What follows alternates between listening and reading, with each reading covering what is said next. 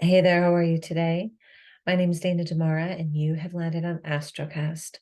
This is your weekly forecast for December 18th through December 24th.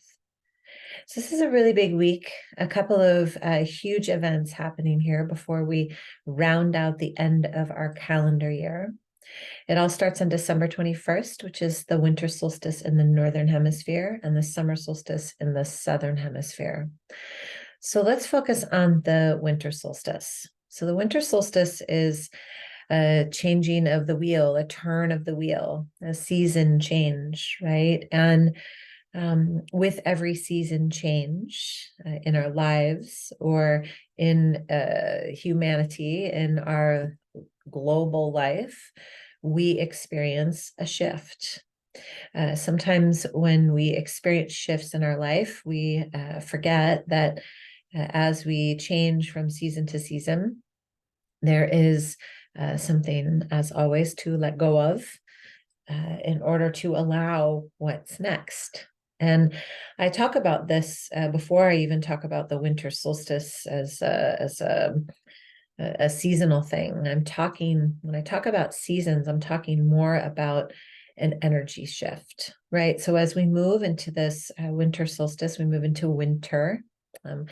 The energy around us, around the holiday season, is coaxing, urging us to do the thing and feel that obligation to be somewhere and offer something and maybe practice some sort of tradition, right? Which is important in and of itself.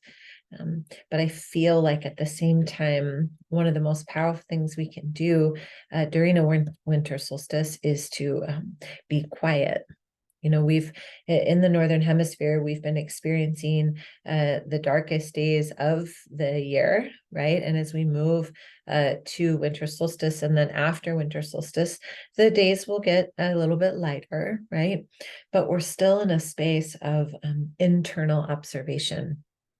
And we don't want to waste that. We don't want to squander that because as we take that time to go inward, we can ask ourselves, what is it that wants to be let go of in this past season of my life, right?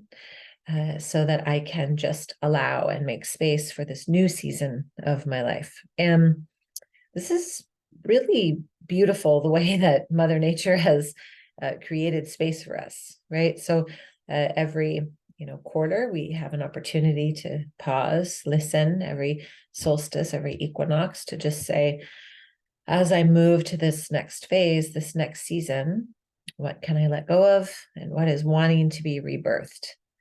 Now, some of our issues as humans is that we use this frontal lobe of ours to think about and create or even manifest what it is that we desire. And I'm in that category as well, 100%.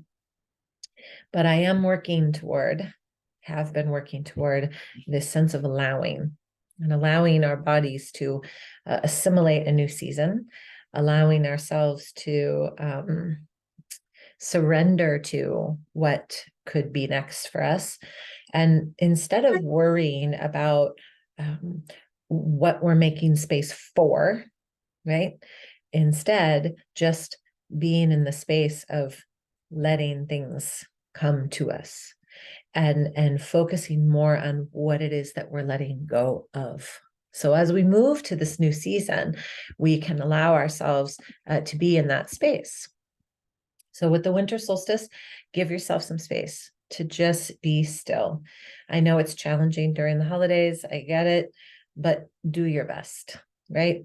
And around that same time, Venus is opposing Uranus. Now, Venus is beauty, love, abundance, what we value, how we value ourselves. So self-love, all of this, right? And it's opposing Uranus, which means that there could be some unexpected shifts. There could be some energy pointing you, subtle energies pointing you in the direction of where those shifts need to take place. And if you're asleep at the wheel of your life and you are completely oblivious, trust me when I say that this energy will show you what you need to see. Now, the beauty of this is that the day after the solstice, we have the sun conjunct Mercury. Now, this means that it is a midway point of the retrograde season, if you will, right? So if you remember, Mercury went into retrograde. Mercury is in retrograde until January 1st. So this is what we call a Mercury Cazimi. So this is when the sun and Mercury come together. It's the midway point of retrograde. This is when clarity starts to come through. It doesn't necessarily mean that all of a sudden everything's going to make sense and you're going to know exactly what's next, but it does mean that clarity will come through. And you may not see the results of that energy until after January 1st, right? When Mercury goes completely direct, but you will feel it. The key is to sharpen the resonance of this vessel of yours, through meditation, through nature, through prayer, through movement, right? And what does that mean? That means being still. So as the whole world spins around us, getting ready for holiday season, worrying about wars and, all the strife and energy that's going on in the world that makes no sense to a lot of us, have enough energy there to not be completely ignorant, but also not be so enmeshed that you are unable to see clearly how you can support this universal life that we have, this life that I think sometimes we forget that even though we're this teeny tiny speck of dust on this spinning rock, right, in the middle of the cosmos, we're this teeny tiny small, that our thoughts and our words and our actions actually make a huge difference, right? So it's this whole dichotomy of, gosh, we're so small and yet we're so powerful. So during this time, during this week, be still. Just take that time for yourself. It doesn't matter when it is or, how long it is even, but it's turning off the phone. It's, just being in stillness, being in nature, just not even speaking, not reading, not taking in information at all, just being. And then asking these questions, what can I let go of in order to be of greater service, right?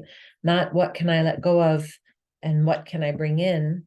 What can I let go of in order to be of greater service, right? And sometimes those answers are hard, and sometimes they're not exactly what we want them to be, but we're not here to say, this is the way I'm going with blinders on. We're here to receive and we're here to listen. So in this energy, my hope for you is that amid the hustle and the bustle and the news and the things that we think we're supposed to be keeping up with during this solstice season, that you really, truly allow yourself to clear the channel so you can hear what's up for you. I hope this has helped you in some way, and I would love to support you any way I can. I do these every week, as you know, if you've been following along, and I also do a full moon and a new moon report. I will keep doing this for as long as it feels right. And I am also reading charts. So if you would like your chart read, please reach out to me. You can email me at dana@danadamara.com. I hope you're having a beautiful day and have a great, great week. And many, many blessings. Namaste.